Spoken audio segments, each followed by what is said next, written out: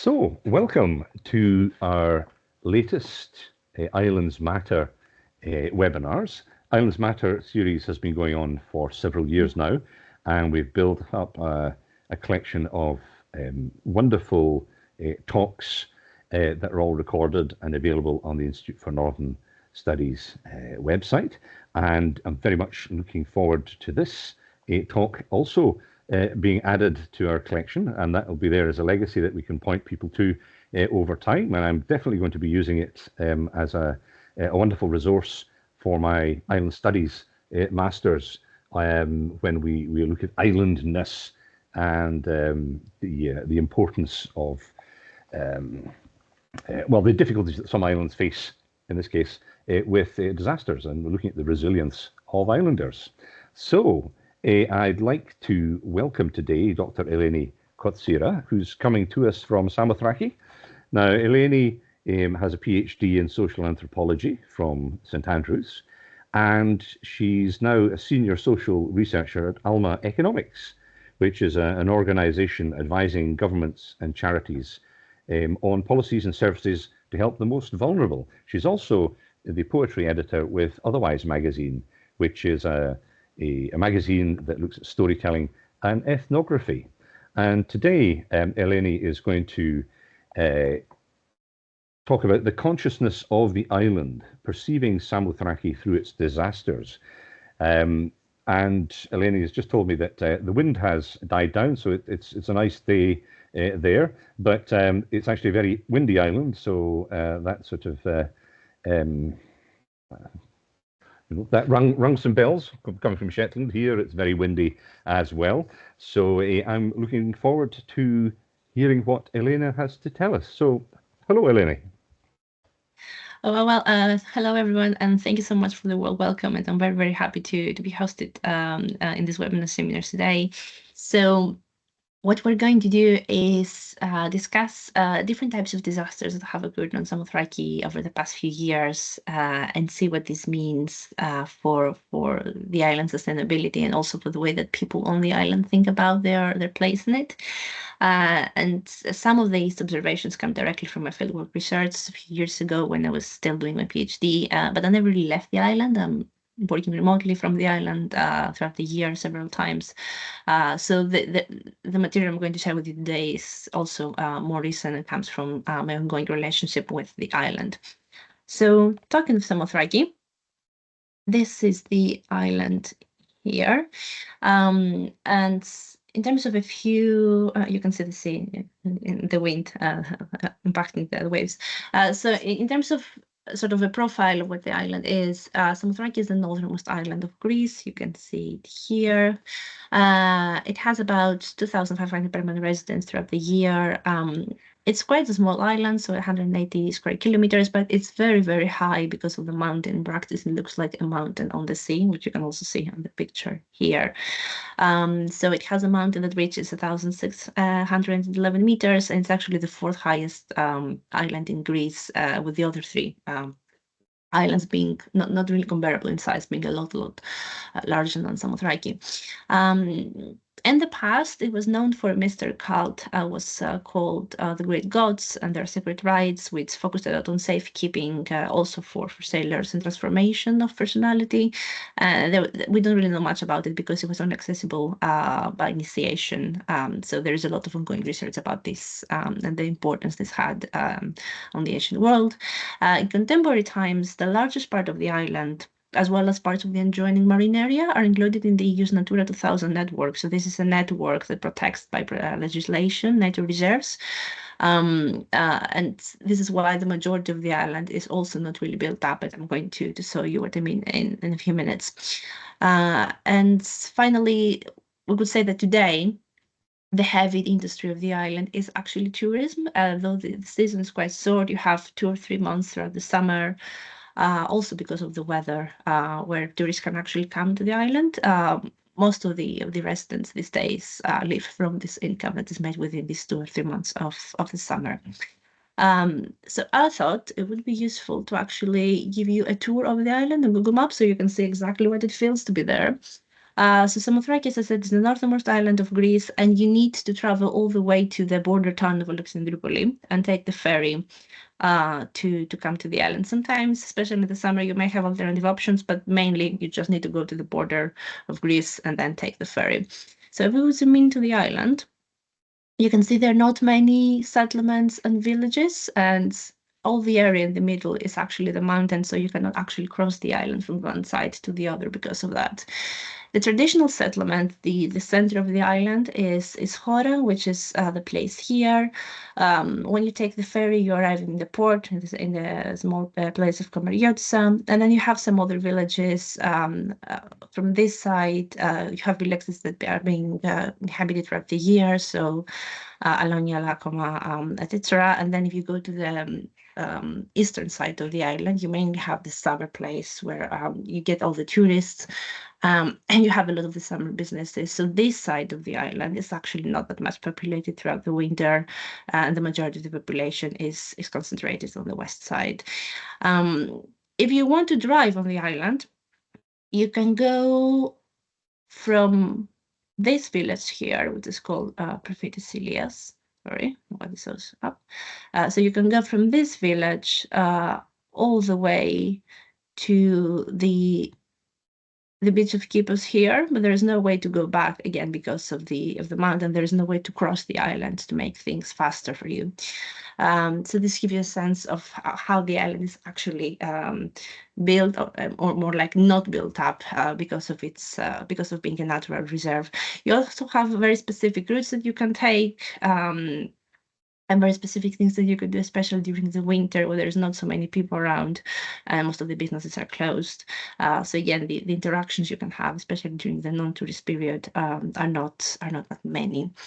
So if we go back to the presentation, we will start with the first environmental disaster that Samothraki ever experienced. So back in September 2017, and that was the beginning of my fieldwork, but then Samothraki was hit by an amphoragas deluge that's in practice dropped on the island the amount of water that you usually have between autumn and winter in a big city in Greece. And this happened within half a day. So Hora, which is the main settlement of the island that I just talked to you about, and it's also the traditional village of the island that it takes a lot of interaction during the summer, experiences as a result of this its very first flood. And this is the very first time this happens in the island's known history, so it includes oral history and anything that has been written thus far. And it's quite a surprise because Horace Bill is having a hillside position on the mountain, so it's known, the experience is that Hora cannot really flood. So what happens actually exceeds the island perception of what is feasible, not feasible in their surrounding environment.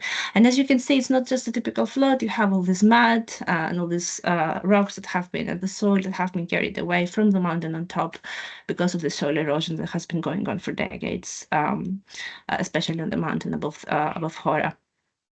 So you can see the impact this is having on the specific village. There are extensive damages across the island, not just on Hora. So, for example, you have communications, electricity, and water supply that are interrupted. Other villages are cut off completely for days because of the damages on the road network. There are public buildings and infrastructure that are damaged, and, for example, the town hall was not functional.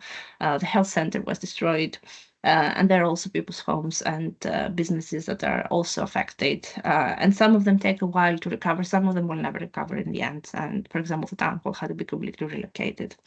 As a result of this, Samothraki stays in a state of emergency for a year, trying to recover from this situation, which is on one hand, it's logistical, it's administrative. On the other hand, it has to do with the trauma and the shock that people undergo as they try to figure out this new experience that was never thought to be possible to happen on the island, try to resituate themselves within it.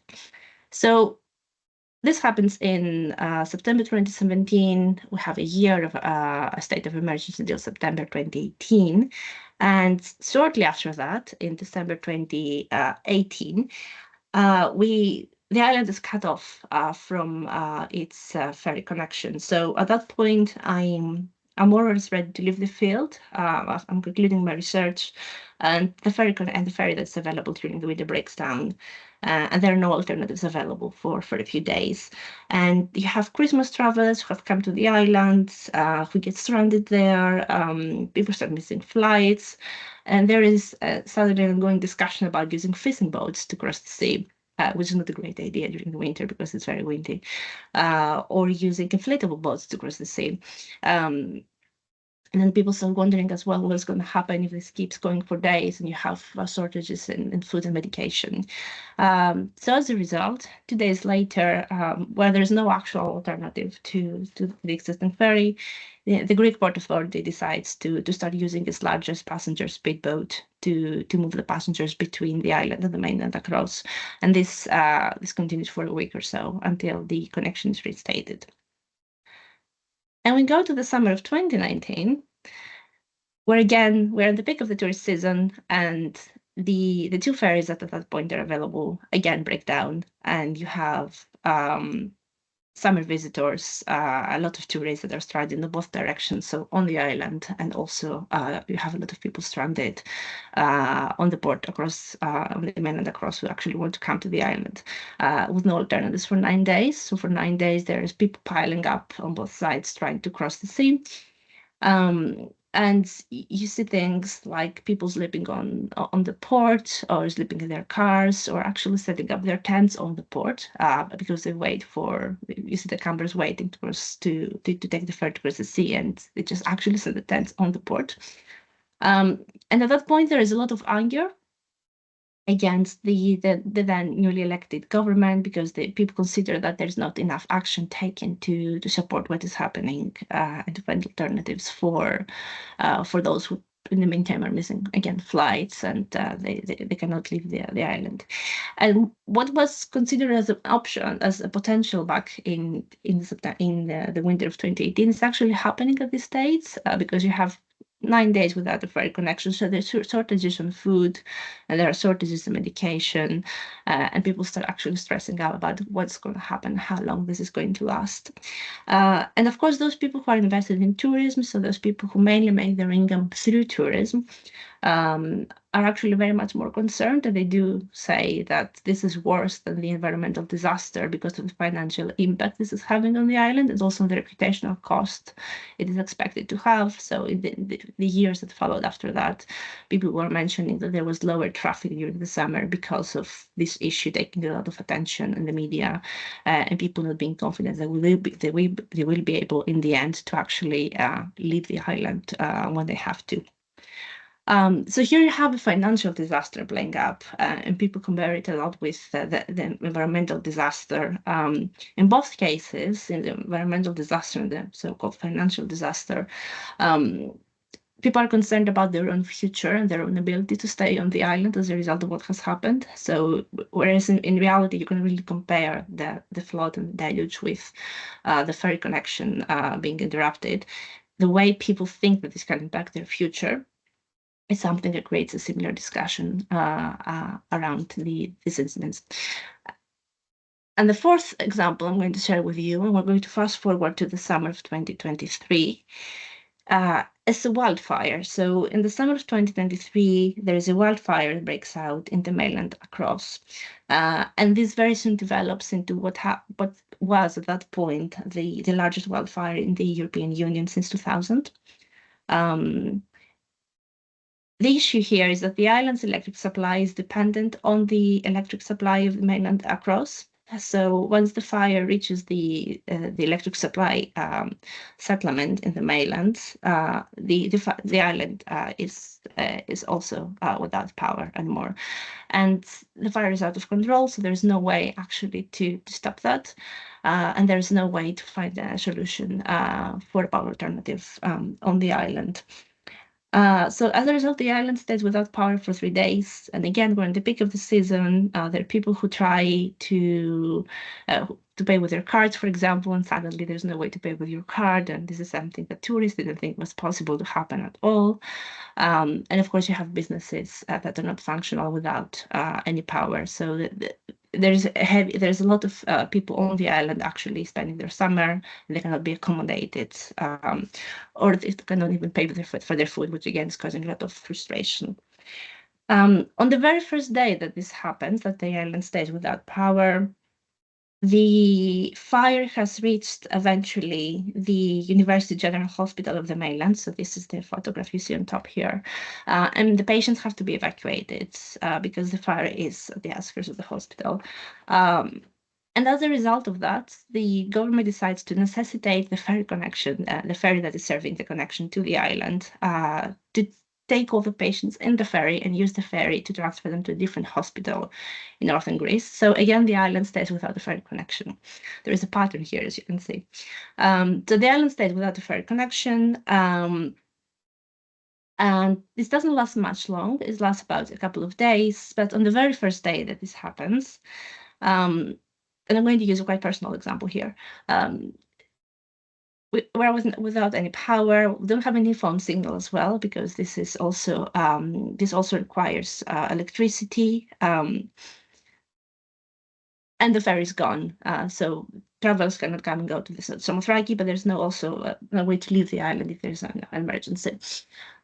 So on the very first night, and I have a deadline and I need to submit something, I have gone to the campsite. So I have gone to the eastern side of the island, and I'm using the very last, battery of my laptop and the very last battery of my phone, and trying to get some signal from the mainland to submit something. And because I have to be very close to the sea to be able to see, to be able to get connected online, I can see the fire actually developing. It was quite striking. And underneath here, you can see the smoke in the day. So at night, you could actually see the fire flaming up during the night.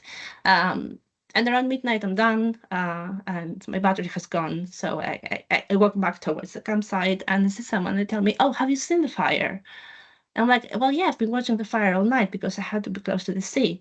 And they say, "Oh, no, not this fire, our fire." And I watch up on the mountain, and there is a fire on the mountain coming all the way down to the campsite. So this creates the worst scenario for the island, because the island is without any power. There's no actual support that can come from the mainland across, because again, there's no ferry connection. And in the event where you would have potentially to evacuate the island because the fire was spreading quite quickly, there's no way to do that. So again, there's a lot of frustration and stress, and even though the fire is eventually tackled throughout the night by the fire department on the island, there are tourists that are concerned and afraid and scared and decide to actually leave the island as a result of this. And again, people are concerned about the reputational impact and how this can actually affect Samothraki as a summer destination in the years to come.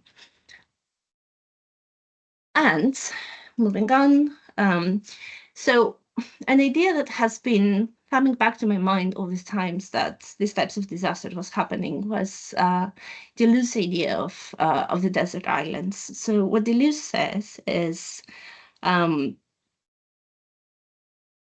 once you find someone on a deserted island, an island that is in practice cut off from the rest of the world, and you navigate their attention towards the island, you actually make these people the consciousness of the island, and vice versa.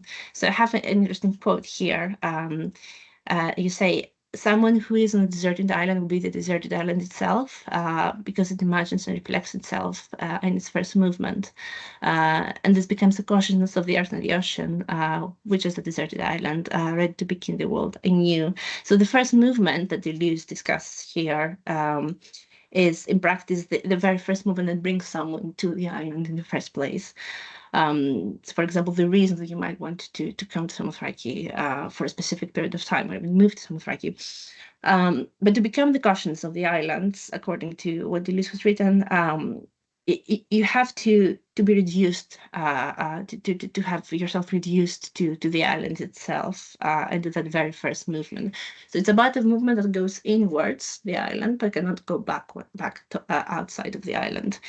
And what is interesting here is that in those times when the four different incidents that I just talked about, you see different people reacting to different types of disasters that in practice strand them on the island. So the first case you had the environmental disaster.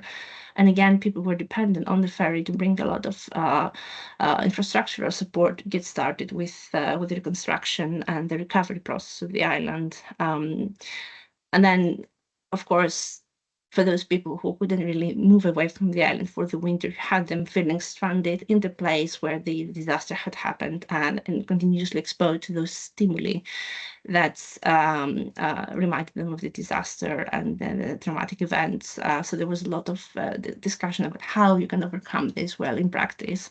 All your daily routine reminds you of what happened on the island. So you have this event of the environmental disaster, and then you have these different types of disaster that are mainly caused by the ferry connection or by factors completely external to the island, where people again are stranded, whether they're visitors or whether they're islanders or permanent residents, they're stranded on the island. And they have to find a way to make things work for them as things are, so without expecting any support anytime soon from the mainland across. And this creates an interesting example here, because what Deleuze had written about was mainly a theoretical concept, but you see it actually taking flesh, becoming an actual example in this case. Because when you get stranded on the island, your own movement is by necessity pushed towards the island all the time. So you can no longer think about escaping the island, leaving the island, having your movement pushed outside of the island, because that's not an option. And you have to find ways to make this work for you on the very island. So I think this creates a very interesting example for how people consider the sustainability of the island as a result of the very disaster that took place after the deluge, but also as a result of disasters that are affecting this so-called heavy industry, the tourism of the island, and also how tourism is affecting other sides of the island's development, such as its agricultural production that is being less and less invested these days. And you actually have issues like the soil erosion I mentioned before that are happening because livestock keepers are no longer preserving their goats that well. So you have the goats roaming free, which means that as a result, the soil is affected. So we see these different types of disasters creating these issues that actually push people to reconsider how they can reapproach their relationship with the island, so their future there can be sustainable, if there is to be any future at all. And this is where we can see in practice the idea of a world becoming anew, in the sense of what Deleuze was written about. So Deleuze is interested in a second beginning and a second birth that happens after a catastrophe, after a disaster. But he writes about it in the sense of you need to have, the disaster has to happen because you do need to have the second beginning. So it's not a cause and effect where you have the disaster and as a result you have the beginning. The new beginning is more of the other way around. To have the new beginning, you need to have a disaster to interrupt things and make sure that there is something prompting this new beginning. So what I would argue here is that you actually have this series of disasters that expose the vulnerability of the island. And this is, of course, a wider issue that has to do with the government not actually supporting islands, which is a wider issue in Greece. It's quite surprising if you think about it, because Greece is having thousands of islands. So you would expect, a country with thousands of islands to actually have a good system for its residents, but it's quite the other way around. So you have the people understanding the vulnerability that they're placed within because of governmental policies or because of the lack of governmental policies and considerations, and realizing how this relates to their sustainability, not only in terms of how the island is able to be preserved, but also in terms of how they interact with what is happening in the surrounding space of the island, and how their practices can affect their future going forward. So this creates a good opportunity, and it's something that is not a linear process. So you have to reconsider how you can resituate yourself on the island and see how, if you had to make it with what is only currently available on the island, what would the alternative be, and how would people be able to restart their relationship in a more, let's say, sustainable and less vulnerable way. That said, of course, you don't ever actually want to get to the point where people have to get stranded on a place and have, because of that, to think of ways to reconsider their daily life and the ways that they live on the island. So there's a wider discussion here about vulnerability and how the governments and the ways that the system works make the islands be seen as remote or as vulnerable, which is the biggest discussion, which I'm not going to focus on this today. But it's interesting because it gives us opportunities to see how even in the direst of the circumstances, people can actually find ways to reconsider their relationship with the situation and with the place where they live in. I'm going to end by saying that this mainly affects the islanders who live permanently on the island, but you also have a lot of people, summer visitors, I would say, that actually return on the island every year. So you have tourists that may come once or twice, but then you have people who return on a permanent basis every year. And you can see the impact this is having on both these categories. So the people who live permanently, the people who come and go throughout the year for a number of years. And you can see how this is affecting their relationship with the island, the way they actually understand the differences that are actually happening on the natural landscapes. For example, the impact of the flood on the soil and how this has impacted things like the trees, or how this has impacted the fauna of the island. So it creates a reason for the people who may just come for a few months or a few days during the year, and those that are permanently on the island, to actually have a more focused discussion on what the future can be, whether these are actually permanent residents or some people who are not that permanently on the island throughout the year. I'm going to stop there because I said I'm going to talk for 30 minutes. I think I've spoken for 30 minutes, and we can have some questions. Thank you. Thank you very much indeed, Eleni. It's it's a wonderful island, and unlike other Greek islands, well, at least from the outsider's perspective, it looks rather different from the normal tourist sort of information. I wondered, why is there no airport? Oh, why there's no airport? Yeah. Yeah, so the island is very small in practice, and there's no space to make an airport because of the restrictions you have from the Natura 2000 scheme. So you would need a large space. There's a station where a helicopter can land in case of an emergency. So in case you have people who need to be transferred directly across because of medical emergencies, you can always have a medical helicopter arriving. But the space it would take to create an airport is not available because of the restrictions on the island. So that's really hampering what could be a useful addition to the transport difficulties that the island have. So there are two arguments here. Again, it's coming mainly, it's a discussion that is very, very vibrant within the people who actually work in the tourist sector. They're the ones who do argue that this, even though it's not feasible, they do argue this would actually make a difference for the visitors. And there are also the people who do argue that because the island is protected as a natural reserve, this could have very bad knock-on effects on the natural landscape. Logistically, it would be. I don't see how you could make an airport on the island, given its height, and also given the fact that essentially you have to intervene with the environment of the mountain, which is what is in practice being protected. Mm-hmm. I was wondering about the ferries. How regular are they? So it seems as if the island really gets cut off if there's a problem with one of the ferries. Is it a daily service, or is it more regular than that? So it's daily during the summer, but in the summer lately you have all of destinations being served by the same ferry. So you might have the ferry crossing once per day, but then it has to go to different places. And in the winter it's less frequent than that. You have a weekly connection, but it's for 5 days a week. And there was again an issue recently. It hasn't been resolved yet, where there was an even smaller island south of Samothraki cut off because of its ferry connections. Ferry connections with small islands are very unstable in Greece. You can tell that.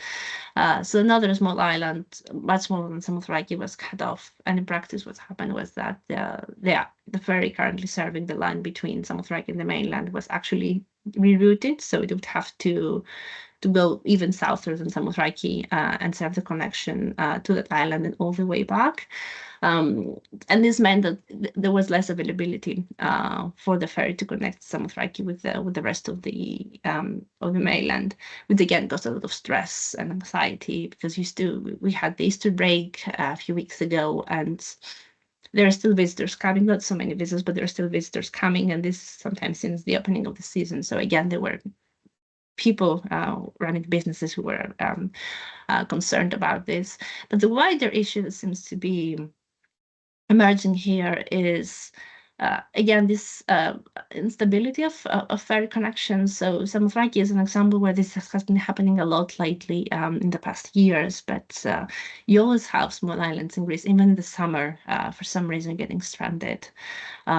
Visitors not being able to leave the island, or visitors not being able to come back in. And it becomes a lot more prominent during the winter when there's not so much demand. So there's not much rush really to fix the issue once it emerges. Mm. In Shetland, whenever there's a report that the ferry is not going to come from Aberdeen, people all go to the supermarkets and empty the shelves, much to other people's annoyance. So you turn up at the shop and there's empty shelves. How do people react in Samothraki when the ferry stops? So when there is a weather report and you know that the ferry is going to run for a few days, people are used to it, especially during the winter. So there's not so much stress. There's a lot of local production in Samothraki as well. So it's very unlikely that you will actually be left without any food. It did happen though during the summer of 2019 when the ferry was cut off. People didn't really run to the supermarkets to empty the shelves, but you could see that because Samothraki has about a bit more than 2,000 permanent residents throughout the winter, but then in the summer you can have 10,000 people at once on the island.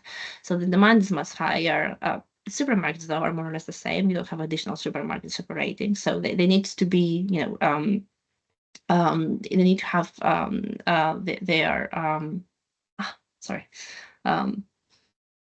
there needs to be what's the word? Restocked continuously. Oh yeah. Mm-hmm. And of course, their space is not that large, so they cannot store for months, for more than a few days. So they need to be restocked continuously. And if the ferry is not available for a number of days, this means that actually food is going to start running out. Medication was also a big issue. Mm-hmm. So there were people who couldn't access their medication for these days of the summer of 2019, because you have 2 pharmacies on the island.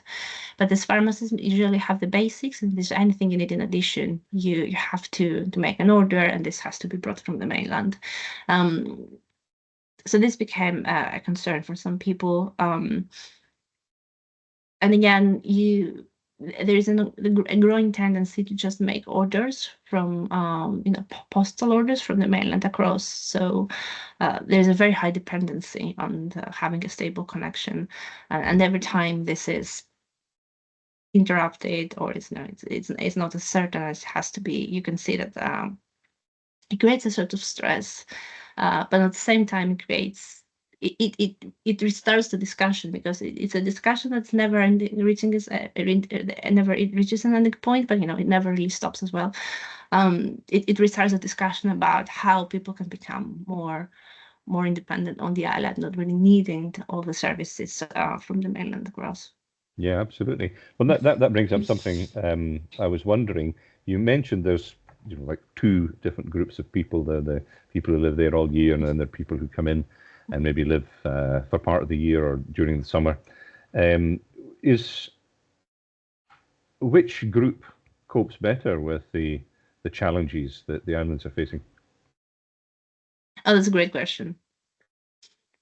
So when the environmental disaster happened in 2017, which eventually became the topic of my doctoral research,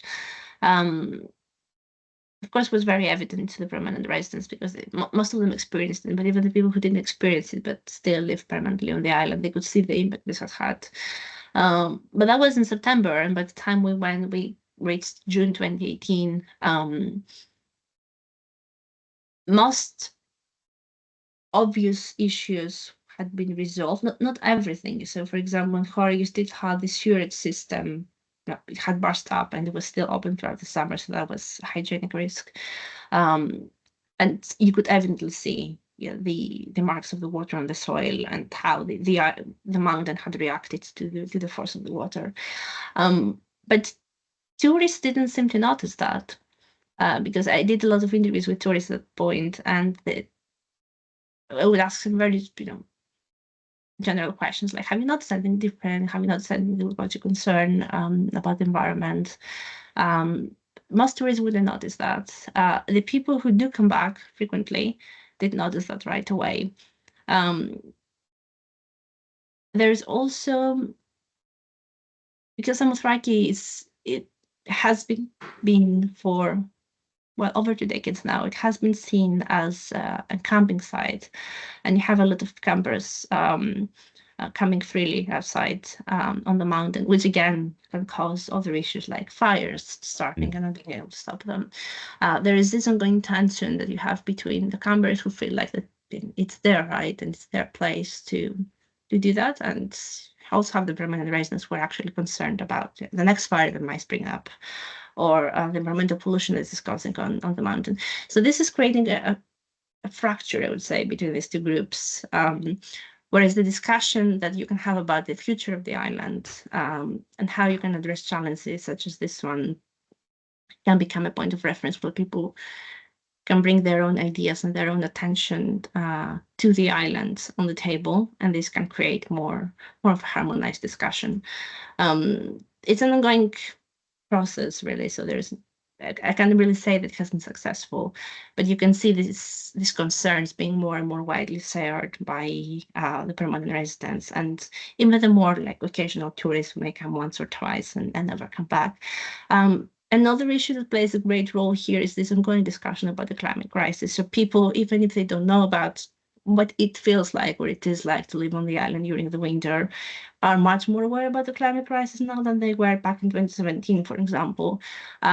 So you have tourists that are more concerned about the climate crisis globally, and you have the islanders who may not be that much aware of the climate crisis, but they're very much aware of the sustainability issues of the island.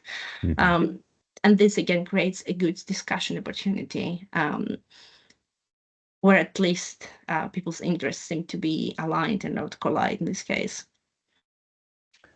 When you talk about the islanders, so the permanent residents, they're clearly islanders. The people that come in, not the tourists, but come to maybe have houses, come to stay for a while. Do they tend to be people whose ancestors were islanders, or they were born on the island, they've gone away and they're coming back, or are these other people from other parts of Greece who've got houses?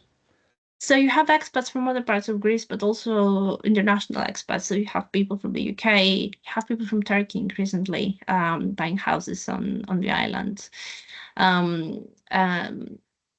Of course, people from around Greece. I'm trying to think of what nationalities. I think Turkey and UK, and Germany, of course, because the largest population of the island back in the 60s and the 70s used to migrate to Germany for work. So you have connections that have been made there. Now you have Germans coming back to the island to spend the summer, or people buying houses as well. And it's interesting because with people above 45, 50, it's more likely to find someone who speaks German than someone who speaks English. which I find it very fascinating. It's fascinating, yeah. So I guess these people have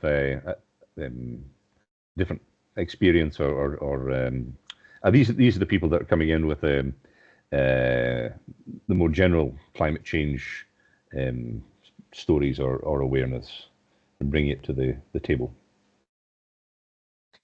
Yeah, so not so much stories, I would say, because if you have a story, a personal story, or a story someone else has told you, and you really understand the issue, you pay more attention as well to the impacts of a certain event on the landscape. As more of an awareness, so if this becomes a discussion point, it's easier for someone to join the discussion and to feel that they have something to contribute to it, or that they have things that they can share with the others, and in that way they can actually make a connection. Of course, it's something that is a lot more prominent with the younger generation. So you see the younger generations being a lot more talkative about it. But the issue there is that the younger generations, usually when they come on the island, they create a community of their own. So you have, for example, university students, flocking to the island during the summer. There is not a great interaction with the local community when this happens massively. So where you see actually the interaction between the local residents and people who travel is where people travel in more of an isolated group or on their own, and they actually try to make this interaction work, or they're interested in what the life on Samothraki feels like during the winter. The striking thing is that especially those people who are very talkative about the right to camp outdoors, there are also arguments about how it's people say, well, it's my island, I've been coming here for too long. It's like, it's my right because it's my island. They don't seem to consider what it feels like to live on the island when the summer is gone, or they don't seem to even understand. Well, not really understand. They don't seem to even conceive that the island continues existing behind it, beyond this summer zone, which I think is what is causing the greatest stress to the local people, because the impact of whatever happens during the summer is actually experienced in the winter, when you have to deal with the pollution, or you have to deal with the rain washing away the areas that were burned because of accidental fires in the mountain. So what I think it would be very useful is actually to have better information sessions about the local about the tourists who come to visit the island, so they're more aware of the island life. It's beyond the summer period. But that, of course, this requires a lot of coordination between the local population. Yes, absolutely. So you showed some slides of, wow, that was some downpour. It was a flood on the island, and then the terrible wildfires.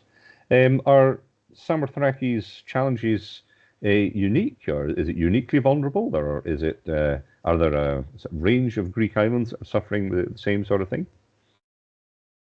I hope it's not uniquely vulnerable, because then there's no solution.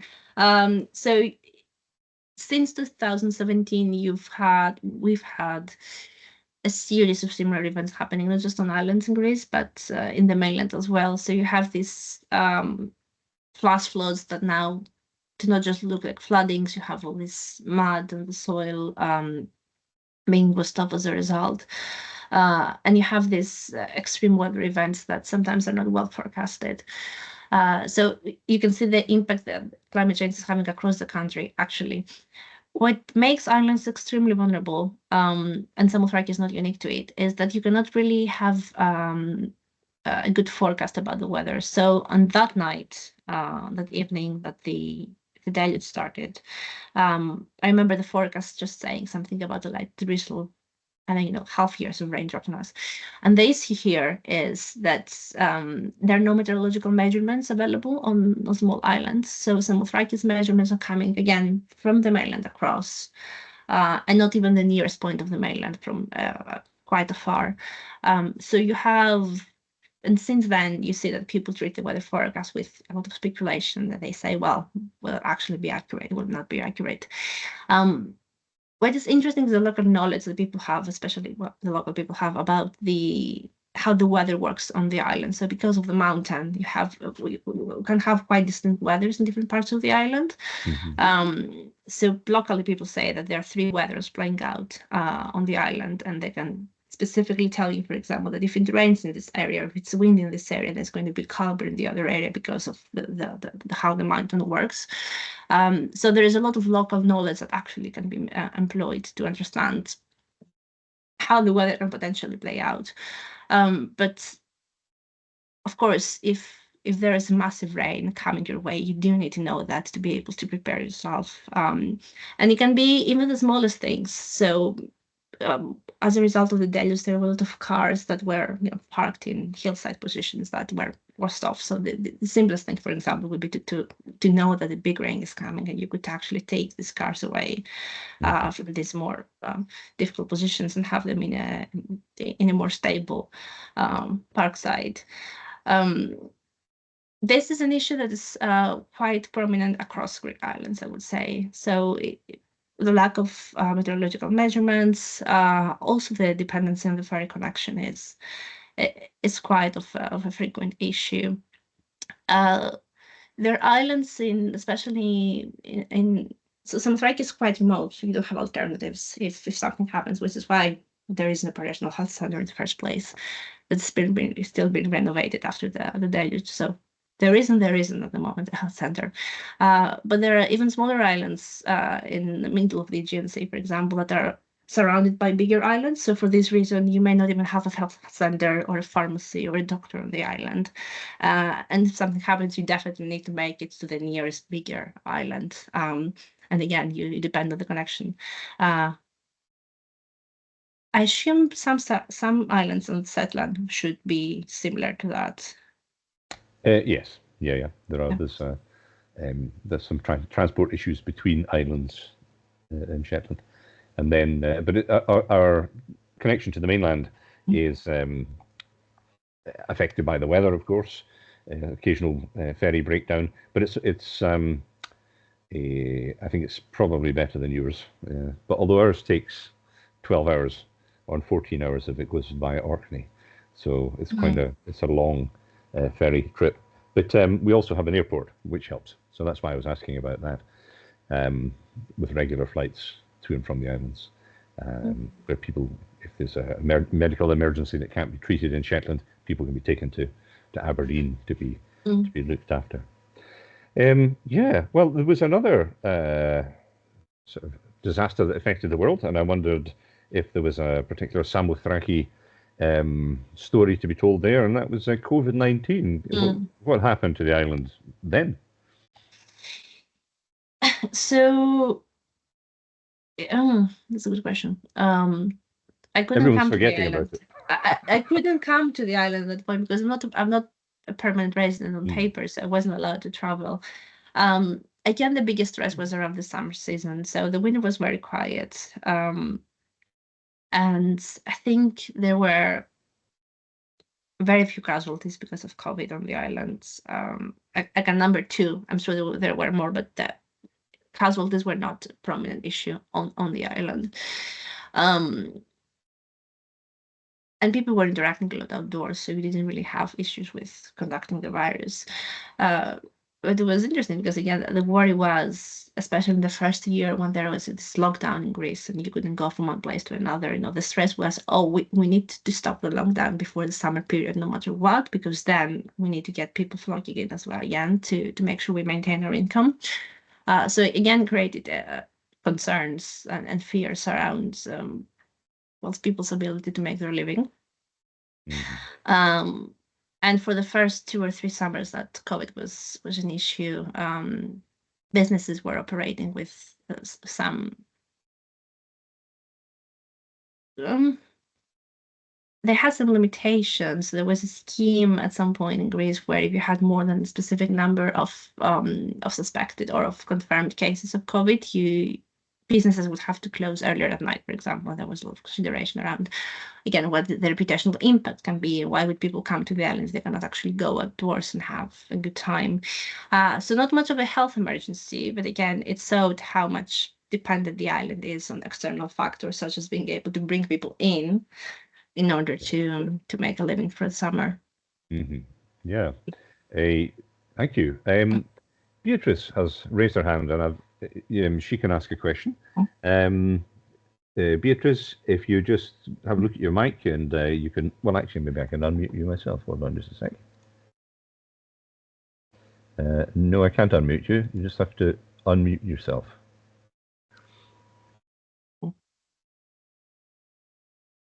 The mic logo is at the top of the page, so if you click on that. Or if you're having trouble with that, just put your question in the chat and we'll be able to see it there. So while Beatrice is doing that, Eleni, what do you think? From your perspective, is the long-term future of Samothraki? Then, do you think it's going to be sustainable? Is it going to cope with the changes in the climate and the vagaries of the ferries? Oh, it's $1 million question, isn't it? Mm-hmm.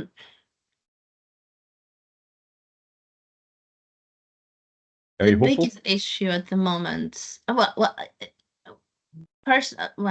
just about Samothraki. As a person, I'm not hopeful when it comes to climate change. I think we're doomed, but that's my personal perspective.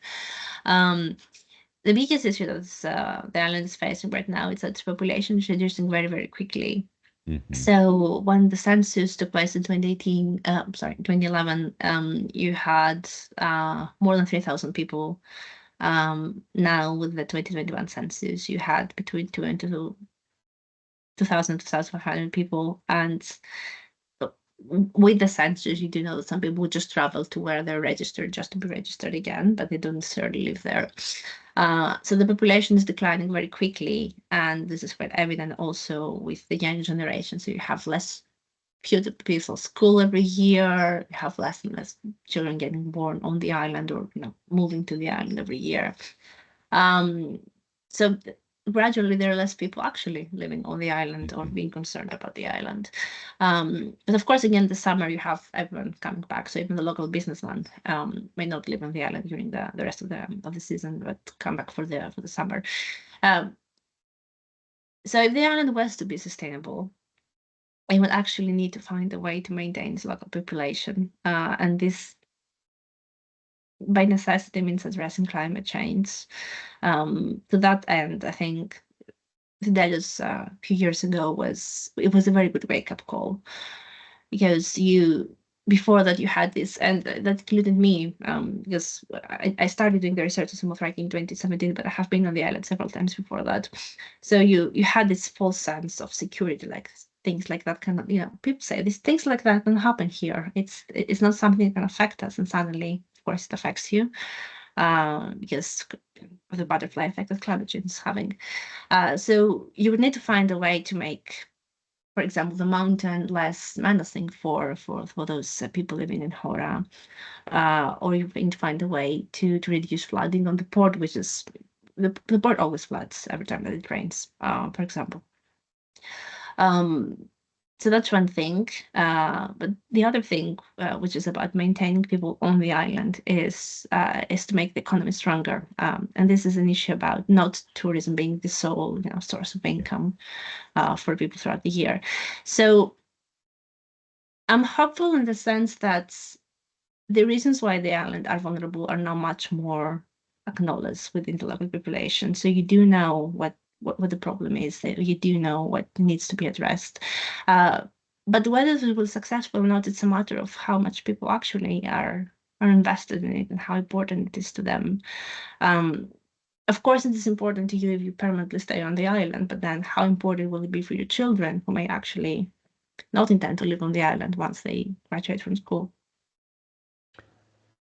And I think that's a wonderful place to wrap things up. These thoughts there, Eleni, some of those are highly relevant to islands across the world. There are things there that certainly resonate with the Scottish Islands as well. Even some of the Scottish Islands have been having wildfires recently, believe that, which is unusual. But the challenges of maintaining a population and encouraging the young people to stay and diversifying the economy so that people want to live, and improving the transport network so that people don't feel stuck, that they can come and go to the islands. All these things are challenges that islands across the world face, and it was really interesting to hear a specific example from you there.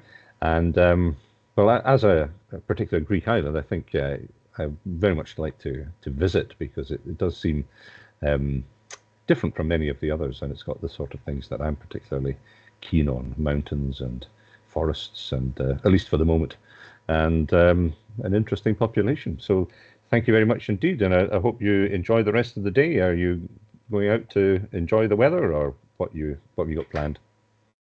So I think I'm just going to do some climbing today, because the weather is finally good enough. It's sunny, there's no wind, so I will attempt some more adventures, and hopefully it will work out. But I want to say a very big thank you for having me, and a very big thank you to the audience, and also a very big thank you to those people who are going to watch this in the future. That's wonderful. Thank you, Eleni, and I will be in touch in future to find out more about your research and about Samothraki. So thank you very much. Enjoy your climbing. Bye.